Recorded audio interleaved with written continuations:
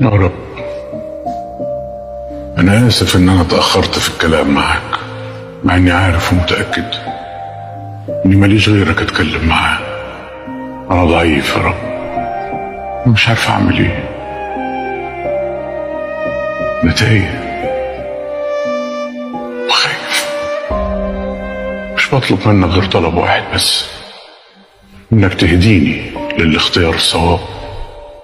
أنا عارف إنه اختبار، عارف، وعارف إنك لا يمكن تحمل حد فوق طاقته، بس الاختبار صعب عليا يا رب.